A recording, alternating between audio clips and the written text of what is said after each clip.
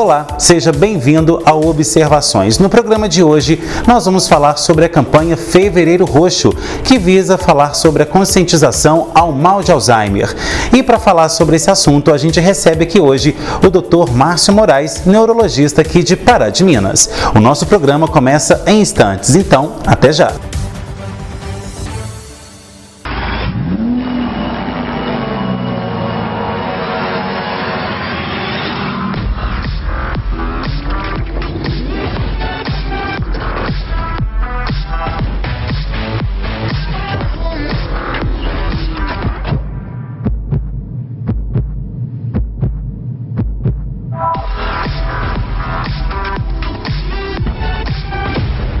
Pensou Fiat, pensou Bavep.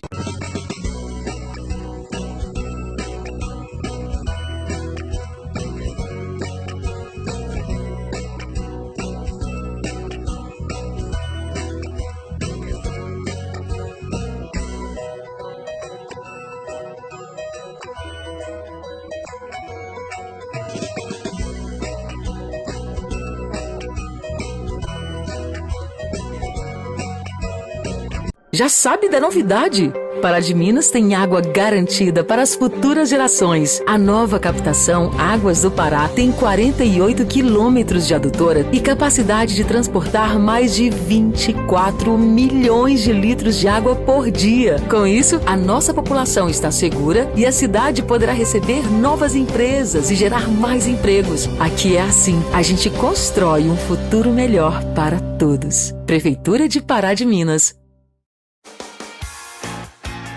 A Praminas Reurb presta consultoria e assessoria na regularização de seu imóvel. A Praminas é pioneira na região em regularização fundiária, desde a topografia até o registro. Praminas Reurb, em Pará de Minas e Igaratinga. Ligue 37 3246 9702 ou 99669 1755. Travou na hora de falar inglês e espanhol? Destrave de uma vez por todas com a Number One, para você ser o número 1 em qualquer lugar do mundo. Inglês e espanhol a partir de 2 anos de idade e inglês para adultos em 24 meses. Cursos presenciais ou online ao vivo com professores. Aproveite condições especiais de 50% no material e 30% de desconto nos cursos Dynamic. Matrículas abertas. Pará de Minas, 37 3232 3090. Você sabia que a água de chuva não deve ser lançada na rede de esgoto? Quando a água pluvial é direcionada para a rede coletora, dimensionada para receber apenas o esgoto doméstico, ocorre o aumento significativo no volume e as consequências são vazamentos em ruas e imóveis. Se a água da chuva da sua casa cai na rede de esgoto, regularize a situação. Águas de Pará de Minas, trabalhando para levar mais qualidade de vida para a população.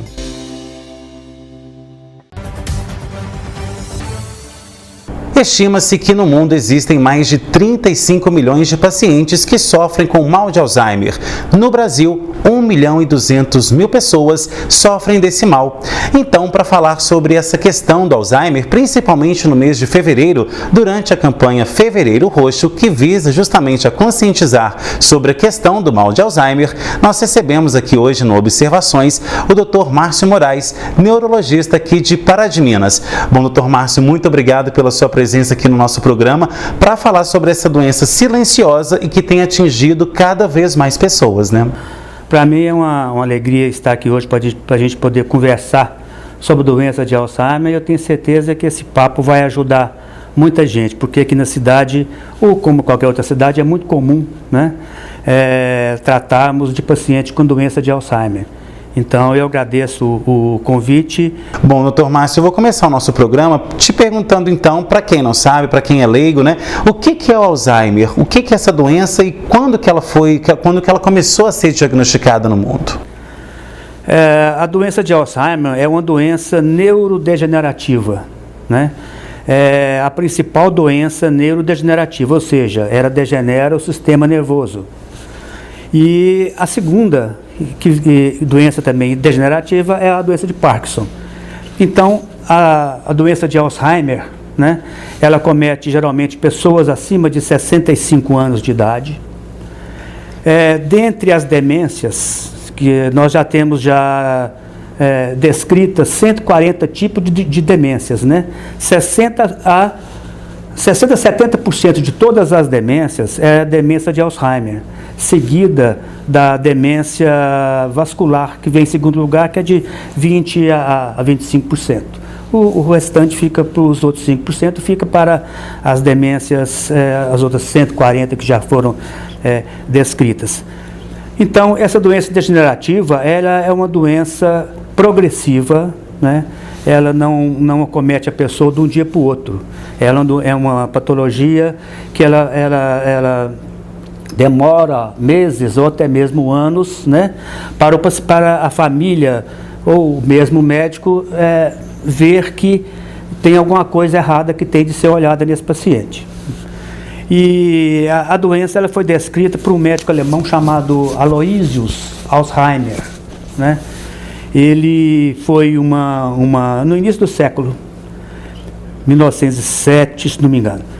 E o Aloysius Alzheimer, ele teve uma paciente de 51 anos de idade, né? E essa paciente, ela começou com confusões mental, né?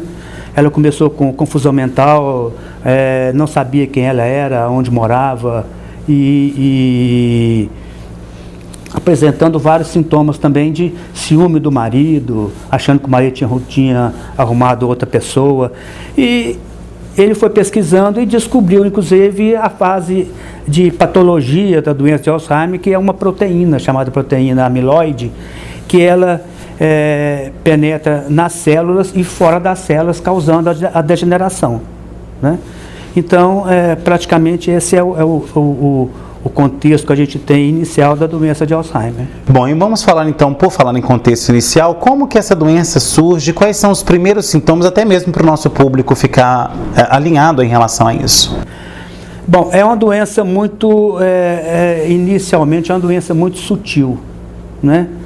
Por exemplo, vamos exemplificar, em vez de falar apenas sintomas monossílabos, vamos identificar um pouco o quadro, que às vezes a família tem alguma coisa parecida e pode ficar atento em relação a isso. Bom, tem paciente que, esses casos que eu vou falar são pacientes que, da minha experiência clínica de 30 anos tratando quadro demencial. Paciente, por exemplo, que gosta de ter o seu carro limpinho, gosta de final de semana passar cera no carro dele, mantém um carro limpo, né?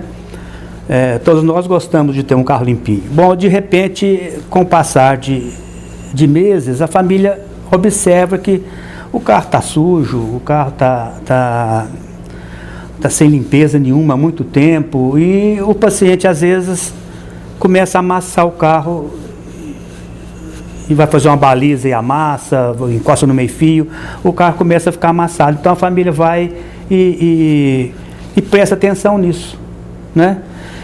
Concomitante a isso, o paciente também pode esquecer coisas simples. Por exemplo, deixar de pagar suas contas que geralmente ele pagava no mês certo, ir ao banco receber o seu dinheiro,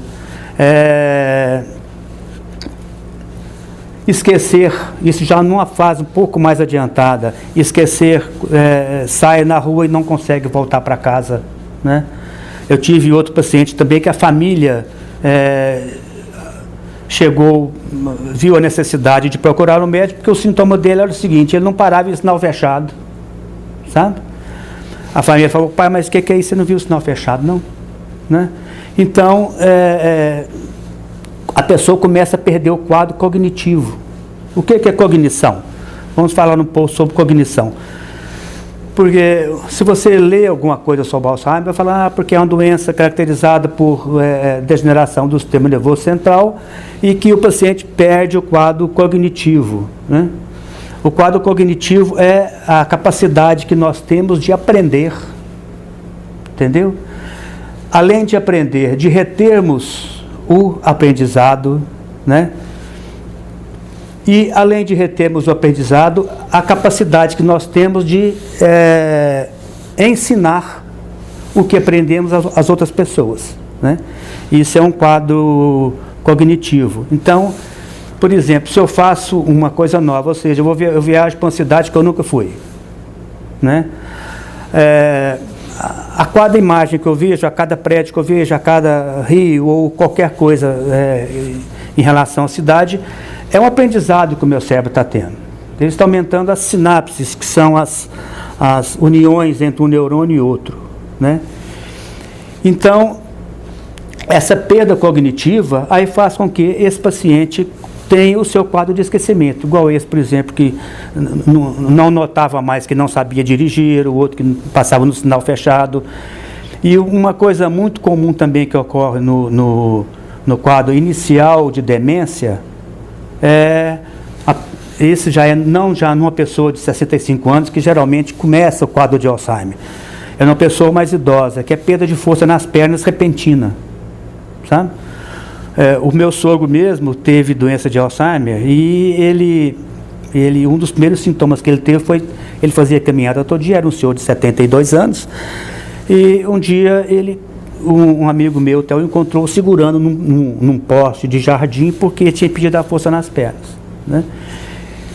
Então, são vários tipos de sintomas. E outro sintoma comum que eu estava dizendo agora há pouco é aquela pessoa que é uma pessoa educada, de uma moral ilibada, uma pessoa séria, de repente ele fica uma pessoa completamente extrovertida.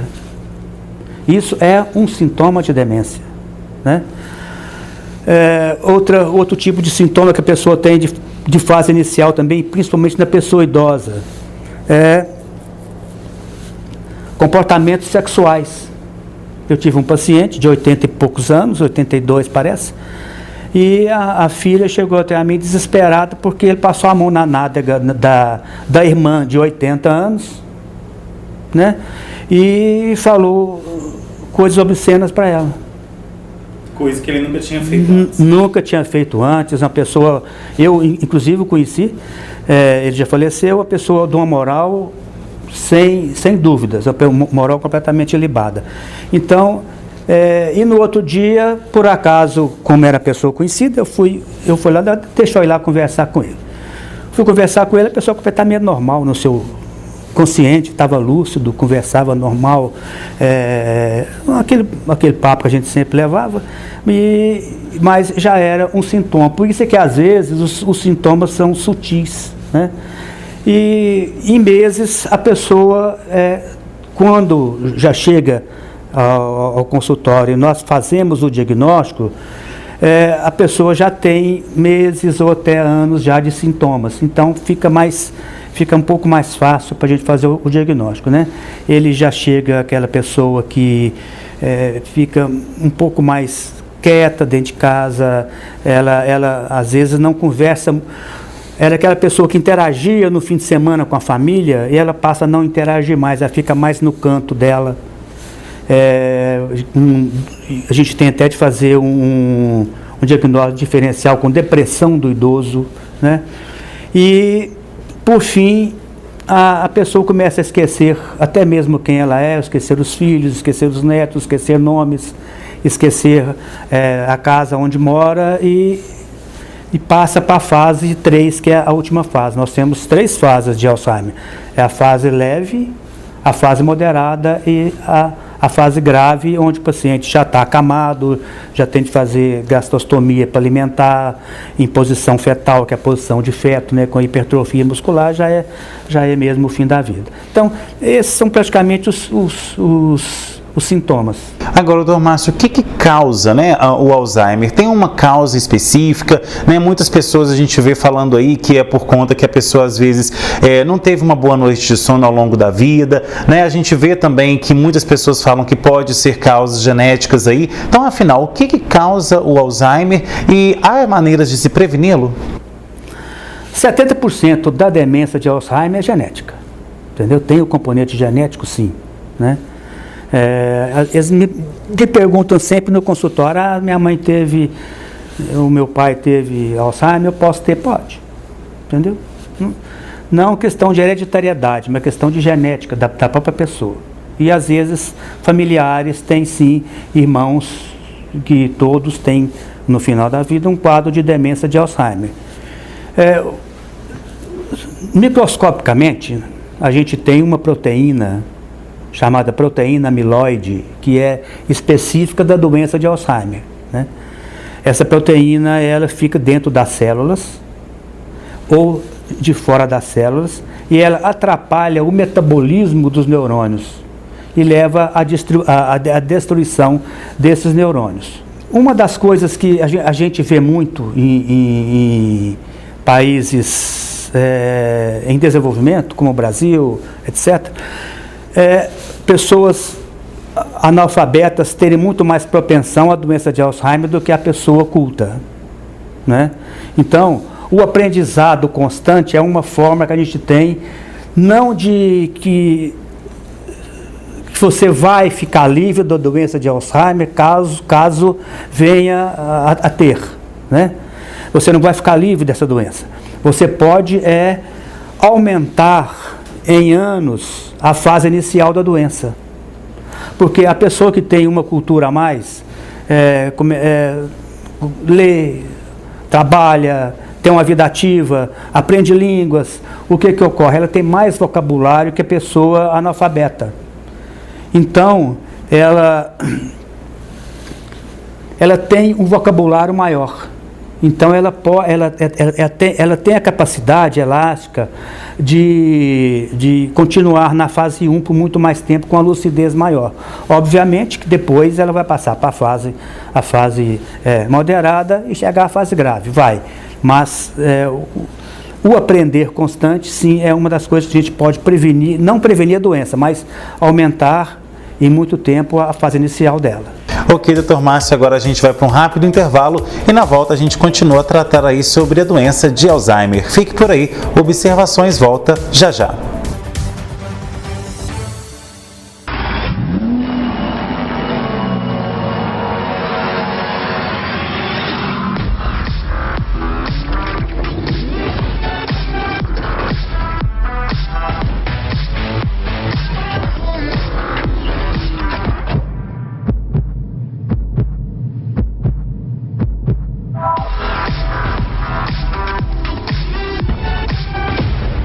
Pensou Fiat, pensou Pavep.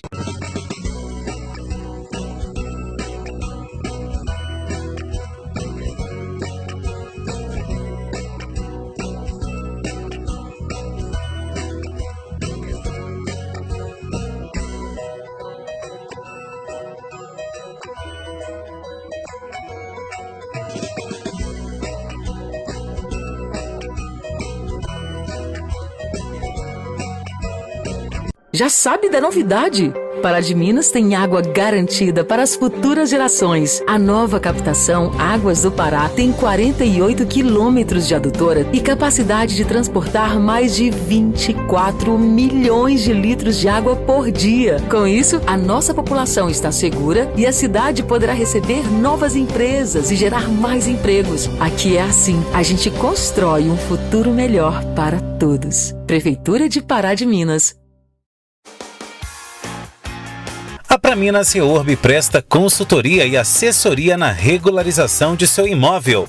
A Praminas é pioneira na região em regularização fundiária, desde a topografia até o registro. Praminas Reurb, em Pará de Minas e Igaratinga.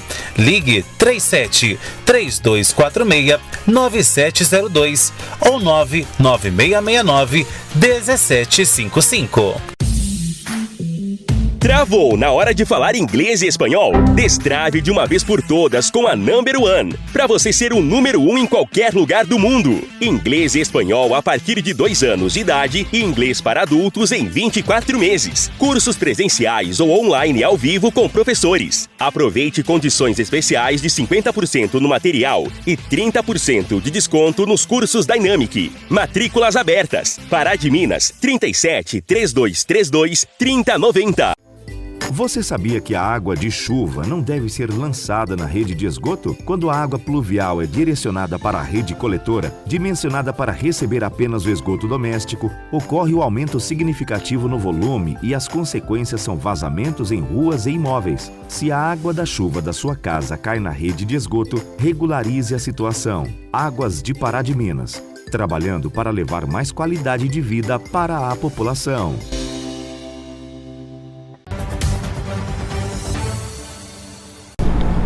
De volta com observações, e hoje a gente fala sobre a campanha Fevereiro Roxo, que fala também sobre a conscientização ao mal de Alzheimer. Bom, doutor Márcio, depois de ter falado aí nos primeiros blocos, né, sobre a doença em si, né, um pouco essa introdução sobre a doença, vamos falar agora sobre a questão de como conviver com essa doença. Uma vez diagnosticado, como que deve ser aí, né, o modo de vida dessa pessoa? Ela tem que mudar alguma rotina alimentar? Como que funciona isso? Como viver com a doença? O problema maior é conviver com a doença quando ela vem mais cedo. Ela vem com seus, igual eu disse, ela pode iniciar com seus 65 anos em diante, e quando o paciente está ainda em fase laboral, ainda trabalha, né? E geralmente no serviço é que a gente vê, é que os seus colegas de serviço é que vê aquela incapacidade que ele começou a apresentar, né? Então, bom, essa fase é uma fase muito difícil para o próprio paciente, sabe? Porque ele, muitas vezes, ele fica sem entender o que está acontecendo, né? Eu brinco muito com os pacientes meus que chegam no consultório, às vezes falam assim: doutor Márcio, eu vim aqui porque eu estou esquecido ou esquecida. Eu falo: então você não tem nada.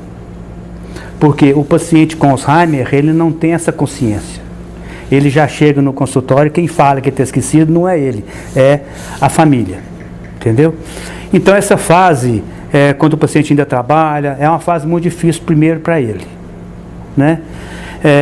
Em relação à alimentação, a gente não tem restrições alimentares, né?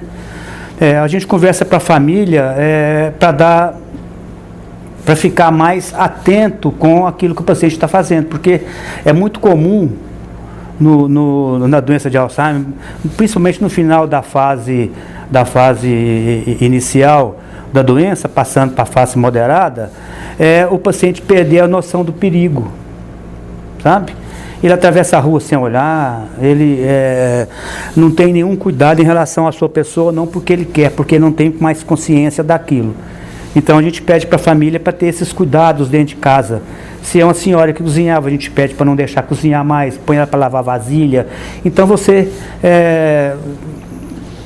passa por uma estrutura dentro de casa para que essa paciente não se machuque. Isso é que é a principal preocupação nossa, é que ela tenha ainda uma vida, né, quase que normal, entendeu? Mas com vigilância familiar, que é muito importante. É muito importante que é difícil, mas é muito importante que a família aceite a doença de Alzheimer no paciente, sabe? Porque por ser uma doença degenerativa e progressiva, né, a família vai vivendo junto com o paciente todos aqueles pesares que a doença causa, né?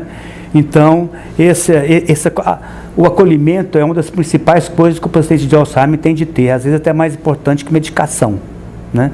Principalmente na fase moderada, no final da fase moderada, já entrando para a fase final, né? A fase grave. Então, esse acolhimento que o paciente tem é muito importante para ele.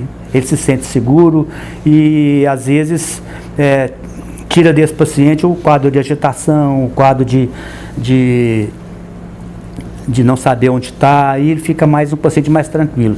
O acolhimento familiar e com a mudança dessa estrutura familiar em casa é que é a principal coisa que a gente faz no início da doença. Bom, e a gente sabe que essa questão do acolhimento familiar é mais que importante, né, gente? Porque quando a pessoa é diagnosticada com isso e ela vai progredindo ali na doença, ela requer mais convívio com a família, ou seja, pessoas mais pacientes, que ficam ali mais tempo. Então isso faz total diferença, né? Bom, a principal coisa é o acolhimento que o paciente tem, entendeu? Ele tem de se sentir acolhido por aquela família. E hoje, às vezes, é difícil porque,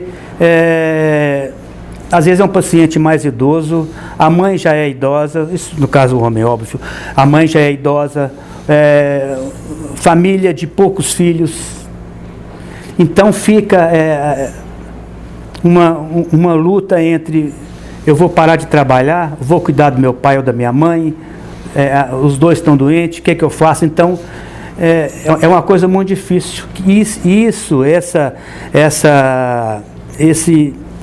esse acolhimento da família ou essa briga interna que os familiares têm em relação à pessoa doente não pode chegar até o paciente, entendeu? Eu peço muito para não discutir nada na frente do paciente, porque ele não está entendendo o que está acontecendo, então ele pode às vezes ficar agitado naquele momento, né? Então o acolhimento, a aceitação e saber que dali para frente o seu pai ou sua mãe vai ser dependente até a morte, é muito importante que a família tenha essa consciência, né? E não somente consciência, mas que tenha amor a esse paciente, que tenha principalmente o acolhimento, que é uma das coisas principais. Você acolher a doença, você está acolhendo o paciente e ele vai ser um paciente que vai ter uma vida muito melhor. Porque se a gente sabe que essa agitação pode atrapalhar, inclusive, na progressão da doença, né? Ela pode ficar até mais avançada, não é isso? Ah, sem dúvida. A pessoa pode ficar agressiva e pode ficar agressiva junto com, ao seu cônjuge, entendeu? Que já é uma pessoa idosa, né? Eu já vi pacientes que pegaram faca, entendeu? Então, essa agitação psicomotora para o paciente não é bom para a família, não é bom para ele, quer dizer, não é bom para ninguém. Então, o acolhimento ao paciente, a paciência com o paciente, o amor ao paciente, isso não pode faltar no paciente com doença de Alzheimer.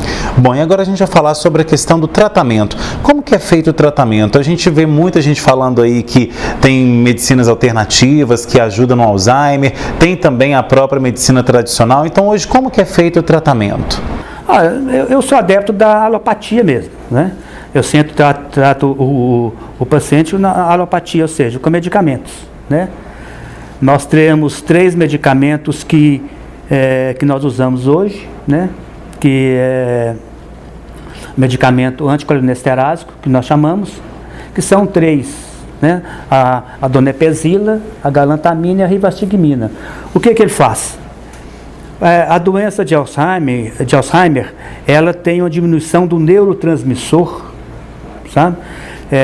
Que atua no metabolismo celular neuronal e está ligada diretamente à memória, que é a acetilcolina, né? Então, esse medicamento anticolinesterásico, ele faz com que aumente o número de acetilcolina, né? Nas terminações nervosas, e melhora, a gente tem melhora, a fase inicial, quando a gente pega o paciente na fase inicial, tem uma melhora perceptível, entendeu? E o outro medicamento, que é a memantina, que é o 4º medicamento que nós usamos, geralmente associamos um com o outro. A memantina, que ela atua não deixando o cálcio ir para dentro das células, né, que também é uma causa de destruição celular. Então, o quadro medicamentoso é esse. Agora, exercício físico, já está provado que o exercício físico aumenta o número de acetilcolina, né? Fisioterapias motoras, porque o paciente, na fase ele, por ficar muito inativo, ele pode ter atrofias, pode ter doenças respiratórias, pulmonares. Então a gente faz também a fisioterapia, é mais você manter o paciente ativo, isso é a principal coisa. Bom, e a gente sabe, doutor Márcio, que essa questão do Alzheimer, muitas pessoas falam, a ciência há anos estuda isso, uma possível cura para essa doença. Hoje a ciência já vislumbra uma cura para o Alzheimer ou ela ainda não existe? Não, as 2 doenças neurovegetativas principais que nós falamos no início aqui, que é a doença de Alzheimer e a doença de Parkinson, são doenças degenerativas e sem cura, não tem cura, né? O que você pode fazer com esses medicamentos que nós falamos aqui é estender a fase inicial da doença. A doença, depois de diagnosticado, o paciente tem uma sobrevida de 8 a 10 anos. Geralmente ele tem, sem tratamento, ele teria uns 2 anos de fase inicial, depois uns 2 anos de fase moderada e o restante, os 4 anos depois, 4 a 6 anos depois, de fase grave, né? Então, esses seriam os medicamentos que a gente usa na doença de Alzheimer, e agora é uma doença que não tem cura, entendeu? Agora, eu estava lendo há dias, tem uma equipe, procura-se hoje, né, o que fazer com essa proteína, como que essa proteína vai parar entre os neurônios, ou dentro das células e tal. E até uma equipe do Rio de Janeiro descobriu uma proteína chamada Lamin B1, né? Ainda está em início de estudo ainda, e essa proteína pode trazer, no futuro, se Deus quiser, breve, né, uma explicação como que essa doença, qual que é a fisiopatologia dessa doença, como se ela se instala e quem sabe o tratamento mesmo efetivo, em vez de apenas tratamento não paliativos, mas que não cura, né, só atrasa um pouco a doença.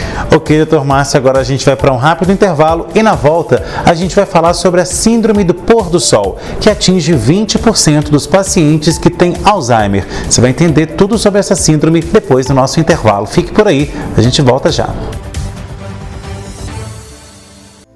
Você sabia que a água de chuva não deve ser lançada na rede de esgoto? Quando a água pluvial é direcionada para a rede coletora, dimensionada para receber apenas o esgoto doméstico, ocorre o aumento significativo no volume e as consequências são vazamentos em ruas e imóveis. Se a água da chuva da sua casa cai na rede de esgoto, regularize a situação. Águas de Pará de Minas, trabalhando para levar mais qualidade de vida para a população. Travou na hora de falar inglês e espanhol? Destrave de uma vez por todas com a Number One, para você ser o número 1 em qualquer lugar do mundo. Inglês e espanhol a partir de 2 anos de idade e inglês para adultos em 24 meses. Cursos presenciais ou online ao vivo com professores. Aproveite condições especiais de 50% no material e 30% de desconto nos cursos Dynamic. Matrículas abertas. Pará de Minas, 37 3232 3090. A Praminas Reurb presta consultoria e assessoria na regularização de seu imóvel. A Praminas é pioneira na região em regularização fundiária, desde a topografia até o registro. Praminas Reurb, em Pará de Minas e Igaratinga. Ligue 37 3246 9702 ou 99669 1755. Já sabe da novidade? Pará de Minas tem água garantida para as futuras gerações. A nova captação Águas do Pará tem 48 quilômetros de adutora e capacidade de transportar mais de 24 milhões de litros de água por dia. Com isso, a nossa população está segura e a cidade poderá receber novas empresas e gerar mais empregos. Aqui é assim, a gente constrói um futuro melhor para todos. Prefeitura de Pará de Minas.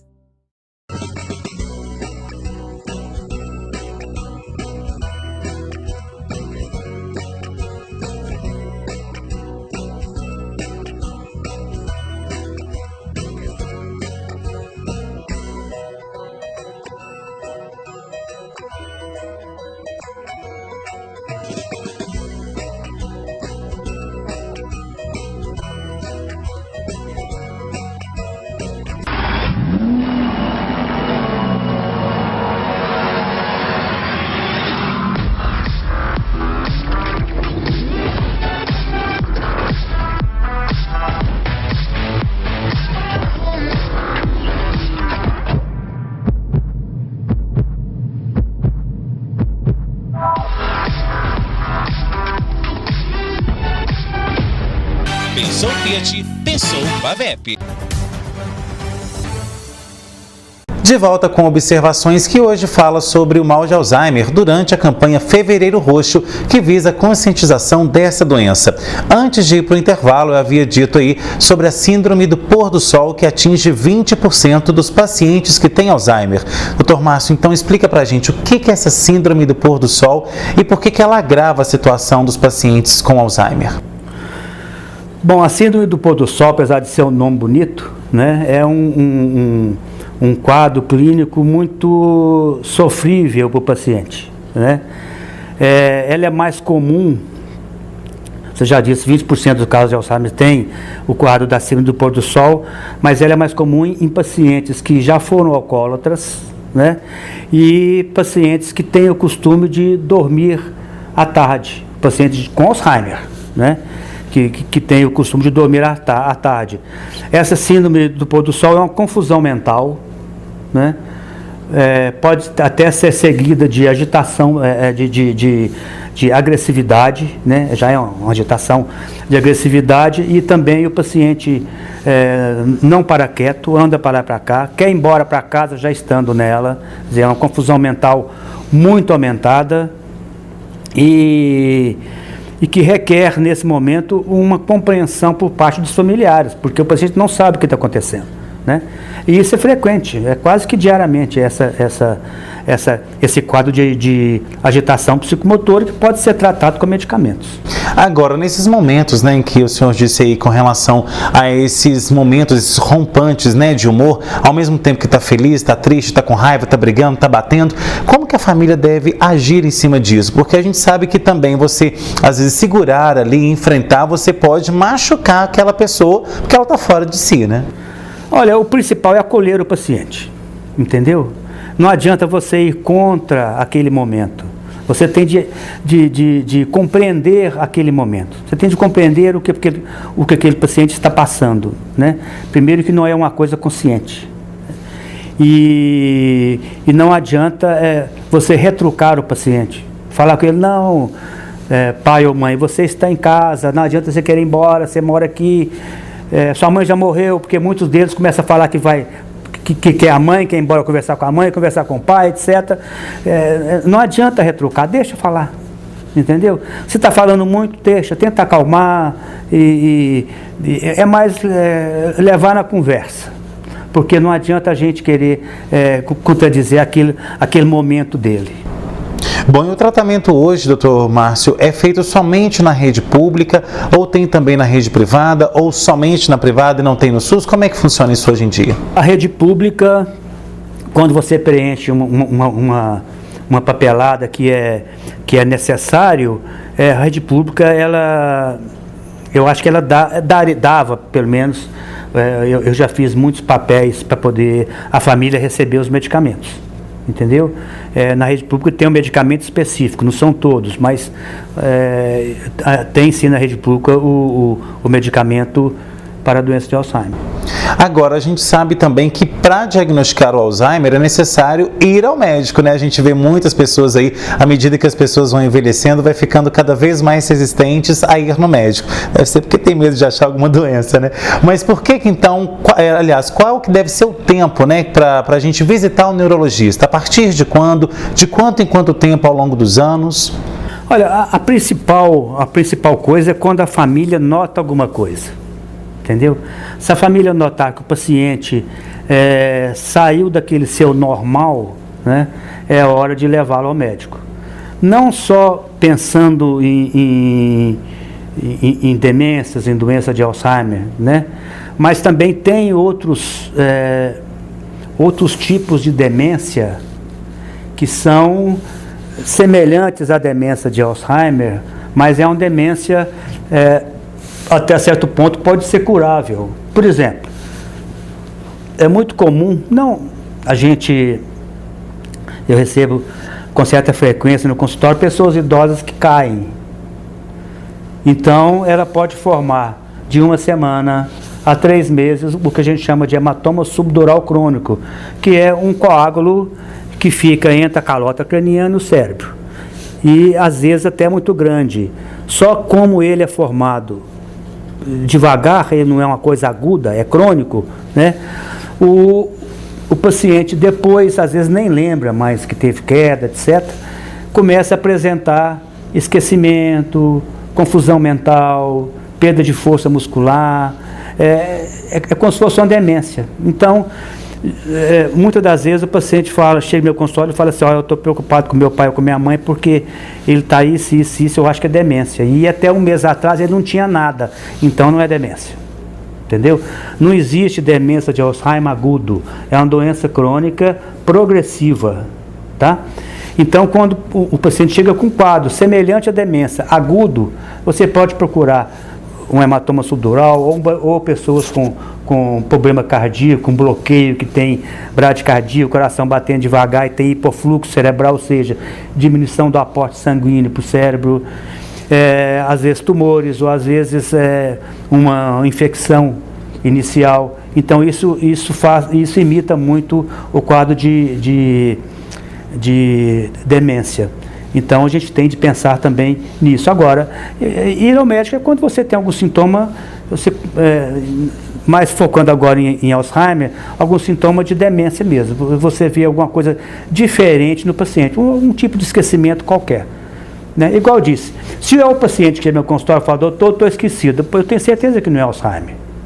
Quando o paciente chega, se o acompanhante que fala que está esquecido, aí sim a atenção nossa é redobrada. Agora, o que a gente tem visto também é que, com esse dia a dia louco que a gente tem vivido, que a gente faz 1 milhão de coisas ao mesmo tempo, os mais jovens também têm, às vezes, alguns lapsos de memória, alguns esquecimentos, as pessoas até começam a ficar preocupadas.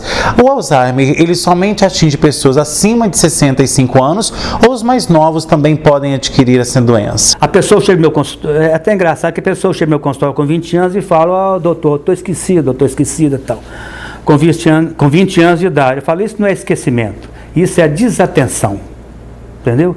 Às vezes a desatenção, preocupação, estudo, trabalho. Hoje a gente vê muito jovem que trabalha de manhã, trabalha de tarde, estuda de noite, vai dormir 1 da manhã, 6 horas está acordado, quer dizer, não tem aquele sono regular, chega final de semana, ou vai para um boate ou vai beber uma cerveja, etc. E em vez de descansar, então é muito mais o desgaste físico ou a desatenção do que a doença mesmo. Não tem demência na idade de 20, 30 anos, não. Se tiver, é alguma doença, um tumor cerebral, etc. Agora, demência mesmo, não. Doença demencial, não. Entendeu? Aí você perguntou se o mais jovem pode ter Alzheimer. Não é muito comum, entendeu? Mas tem, às vezes, doenças familiares que a pessoa apresenta Alzheimer mais cedo que 65 anos. Entendeu? Ou mesmo casos esporádicos de doença mais jovem. Eu tive 2 pacientes mulheres, uma com 51, uma com 52 anos com doença de Alzheimer. Entendeu? Mas, quer dizer, em 30 anos tratando de Alzheimer, eu tive essas 2. Os outros pacientes foi tudo acima de 65, 70 anos. Agora, sobre a campanha, então, Fevereiro Roxo, é mais que necessário ter uma campanha assim, porque, como a gente sabe, o número hoje de subnotificados em relação ao Alzheimer é muito grande, né? Eu acho... uma coisa importante que você falou em relação... Não é preparar, é preparar a família para aquele paciente que foi diagnosticado com Alzheimer, entendeu? Falta hoje, tanto na rede privada quanto na rede pública, né, esse conhecimento da doença para que não pegue uma família de surpresa, porque a mudança a partir do diagnóstico é muito grande. Né? Tanto pela evolução da doença, como eu já te falei, a gente nunca pega o paciente no primeiro sintoma, quando ele chega no seu consultório já tem meses ou até anos, né? Então, um conhecimento familiar da doença é muito importante, e também a conscientização de ter uma vida mais saudável, né? Porque, igual eu disse, o aprendizado é uma das coisas o aprendizado constante é uma das coisas que pode